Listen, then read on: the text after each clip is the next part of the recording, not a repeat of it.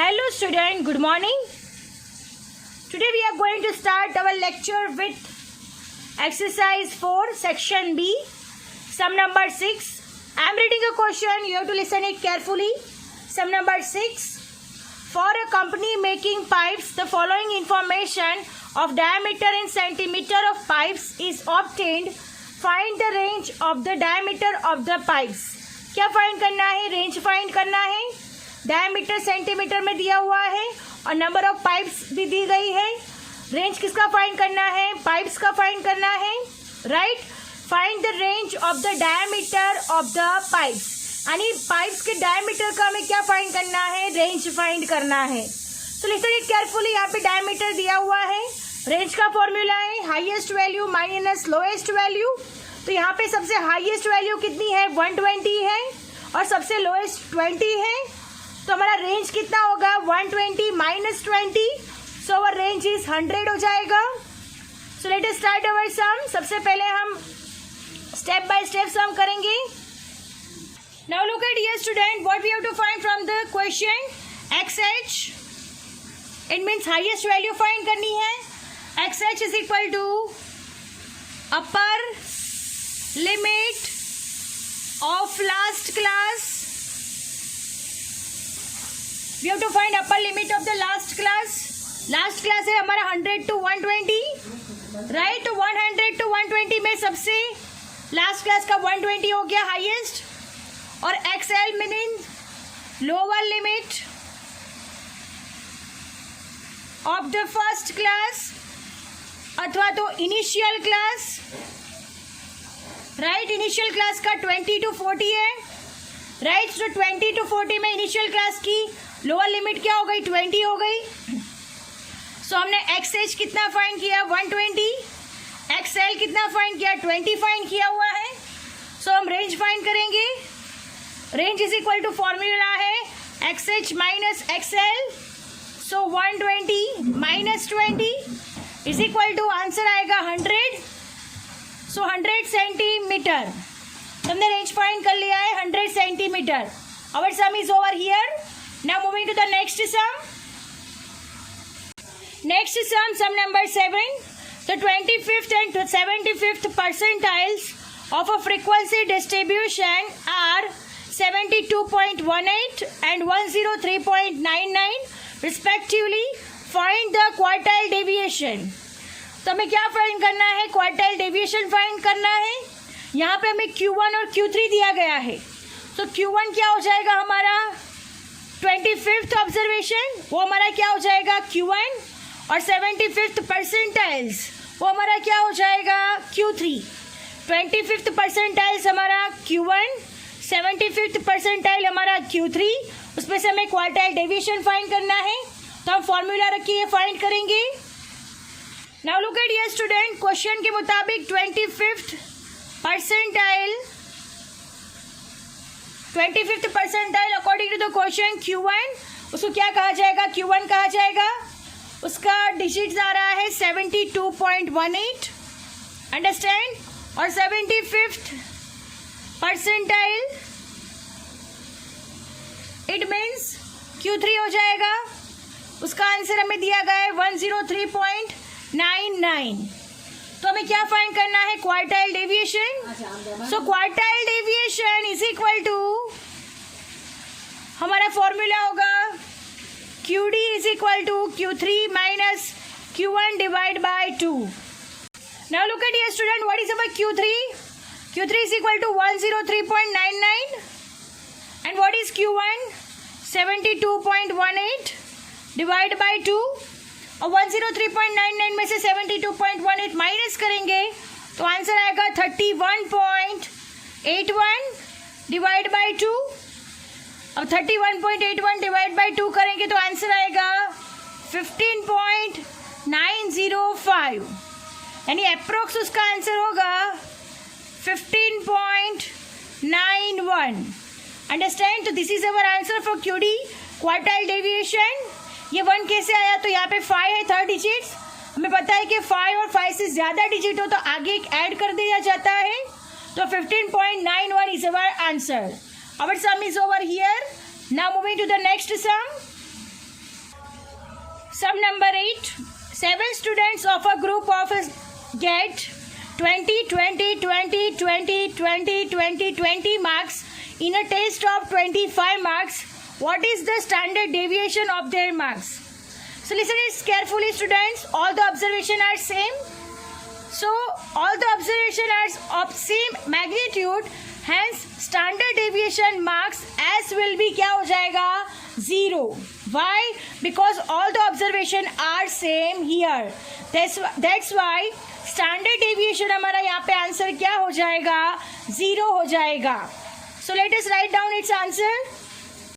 So look at here, student. Observations of marks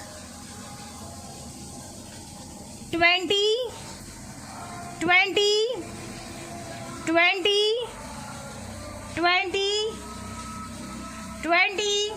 7 students है. 1, 2, 3, 4, 5, 6 और 7. Understand?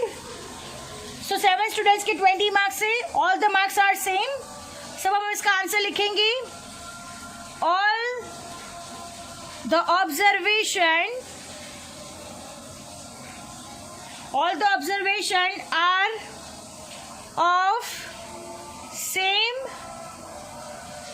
magnitude, hence standard deviation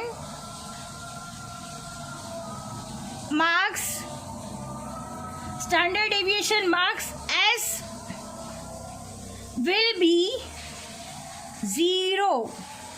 Understand? S is equal to क्या हो जाएगा यहाँ पे? 0. Our sum is over here. Now moving to the next sum. Sum number 9. Find the mean deviation for the observation -1, 0, 4. So हमें -1, 0, 4 का क्या find करना है? Mean deviation. तो सबसे पहले हम मीन फाइंड करेंगे, उस पर से हम क्या फाइंड करेंगे? Mean deviation. Now look at here, student. Observation are given. So write down here observation. Observation कितना दिया गया है? -1, 0 and 4. सबसे पहले हम इनका मीन फाइंड करेंगे. So x bar is equal to mean हमारा होगा -1 plus 0 plus 4 divide by 3. Right?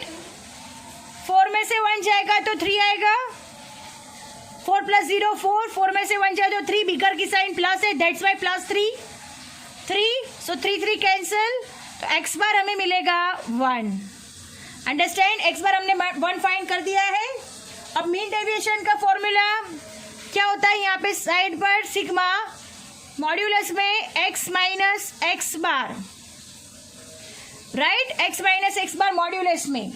अब हमें क्या फाइंड करना है? एक्स बार हमें 1 मिला हुआ है. सो -1 में से 1 को क्या करना है? माइनस करना है. यहाँ पे साइड पे हम लोग करेंगे -1 मॉड्यूलस में आ जाएगा. तो कितना आ जाएगा? 1 + 1 2. मॉड्यूलस से बाहर आएगा तो प्लस में हो जाएगा. देन नेक्स्ट है मॉड्यूलस में 0 -1. राइट? 0 में से 1 माइनस करना है. तो ये भी मॉड्यूलस में आएगा. मॉड्यूलस से बाहर आएगा तो 1 हो जाएगा. देन नेक्स्ट है 4 -1.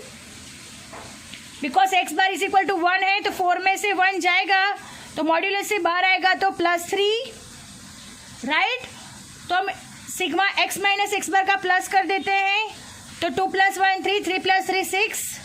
सो आंसर हमारा कितना आएगा? सिग्मा मॉड्यूलस में x minus x bar is equal to आएगा 6. अब हमें क्या फाइंड करना है? According to the question mean deviation. So formula क्या है हमारा मीन डेविएशन का? So mean deviation is equal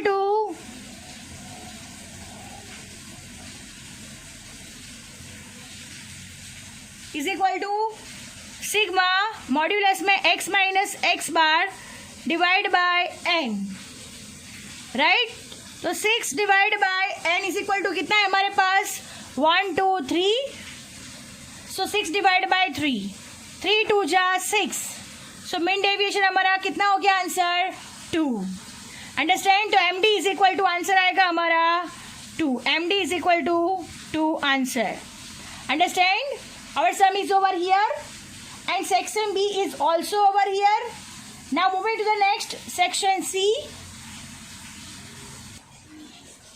Now look at here students, section C में सारे के सारे सम से काउंट करेंगे तो 5th नंबर से सम स्टार्ट हो रहे हैं. So sum number 5, find the range and coefficient of range for observation 6, 11, -3, 0, 8. क्या फाइंड करना है? रेंज और कोएफिशिएंट ऑफ रेंज फाइंड करना है. So let us start our sum. So look at here student, सारे ऑब्जर्वेशन हम लोग लिख देते हैं according to the question. 6, 11, -3, 0, 8. Right. तो हमारा रेंज का फॉर्मूला क्या है? Range is equal to formula है XH माइनस XL. राइट. तो यहाँ पे XH और XL क्या मिलेगा? हाईएस्ट वैल्यू, सबसे बिगेस्ट वैल्यू 11 है, तो 11 इज द बिगेस्ट वैल्यू. और सबसे लोएस्ट वैल्यू, तो सबसे लोएस्ट वैल्यू -3. सो XL हो गया हमारे पास -3. So XH is equal to 11 minus -3. So 11 minus minus plus हो जाएगा. सो 11 + 3 14. सो हमारा रेंज कितना मिल गया हमें? R is equal to 14. So this is our answer. Now what we have to find? Coefficient of range. So coefficient of range, उसका formula क्या है? तो R divide by XH plus XL. Understand? तो R हमने already find किया हुआ है 14. यहाँ पे 14 लिख देते हैं. अब XH प्लस XL यानी 11 plus -3. So 11 plus minus minus हो जाएगा, तो 14. 11 में से 3 जाएगा तो कितना बचेगा? 8.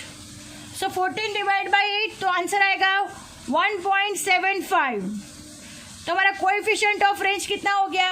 1.75. Our sum is over here. Now moving to the next sum. Next sum है sum number 6. Find the coefficient of quartile deviation for the observation. Quartile deviation find करना है. Quartile deviation के लिए हमें Q1 और Q3 फाइंड करना पड़ेगा. This is the observation. These are the observation 8, 15, 2, 11, 20, 3, 5. तो सबसे पहले हम Q1 और Q3 फाइंड करेंगे. उसके बाद quartile deviation फाइंड होगा. Then after coefficient of quartile deviation find होगा. According to the question, हमारे ऑब्जर्वेशन कितने हैं? तो हम यहाँ पे लिख देते हैं 8, 15, 2, 11, 20, 3, 5. सबसे पहले हम इसको असेंडिंग ऑर्डर में अरेंज करेंगे. तो असेंडिंग ऑर्डर, सबसे पहले असेंडिंग ऑर्डर में इसे अरेंज किया जाएगा. तो कैसे होगा? तो 2, 3, 5, देन आएगा 8, 11, 15, 20. अंडरस्टैंड? हमें इसके अरेंज कर दिया असेंडिंग ऑर्डर में. 2, 3, 5, 8, 11, 15, 20. अब n इज इक्वल टू कितना हो जाएगा? 1, 2, 3, 4, 5, 6, 7. So n is equal to हमारे पास कितना है? 7. n is equal to 7. Understand? अब हमें क्या फाइंड करना है? First quartile. यहाँ पे फाइंड कर देते हैं first quartile. It means Q1. Right? So what is our formula? M plus 1 divided by 4th observation. Understand? तो n is equal to हमारे पास 7 है. 7 plus 1 divided by 4th observation. Right? 7 plus 1 यानी 8. 8 divided by 4th observation. अब 4 2 जा 8 यानी क्या हो जाएगा? Second observation. अब यहाँ पे सेकंड नंबर का ऑब्जर्वेशन कौन सा है? थर्ड है. 3 है, तो Q1 हमारा कितना हो जाएगा? 3. So our answer is Q1 is equal to क्या हो जाएगा? 3. अंडरस्टैंड? कैसे फाइंड किया? तो 4 2 जा 8, तो सेकंड ऑब्जर्वेशन. तो यहाँ पे सेकंड नंबर का ऑप्शन 3 है, तो Q1 is equal to 3. Now next third quartile find करना है. So third quartile is equal to Q3 find करना है. So our formula is J M plus 1 divide by 4th observation. Right? J का मतलब 3 हो जाएगा. 7 plus 1 divide by 4th observation, right? So 3, 8 by 4th observation, right? 4 2s are 8, 2 3s are 6. So 6th observation. अब 6 number का observation कौन सा है? तो 1 2 3 4 5 6. तो 6 नंबर का ऑब्जर्वेशन 15 है. सो Q3 हमारा कितना हो गया? 15. So Q3 is equal to answer आएगा 15. राइट? अब हमें क्या फाइंड करना है? Coefficient of quartile deviation find करना है. तो अब हम उसका फॉर्मूला लगाएंगे. Coefficient of quartile deviation Q3 कितना मिला हुआ है? Q3 is equal to 15. Q1 है हमारे पास 3. 15 प्लस 3. 15 में से 3 माइनस होगा तो आंसर आएगा 12. 15 प्लस 3 इट मीन्स आएगा 18. सो 12 डिवाइड बाई 18 हमारा आंसर आएगा 0.67. सो कोएफिशिएंट ऑफ क्वार्टाइल डेविएशन का आंसर आएगा 0.67. So student, our sum is over here and lecture is also over here. I hope you understand it very well. Thank you, students.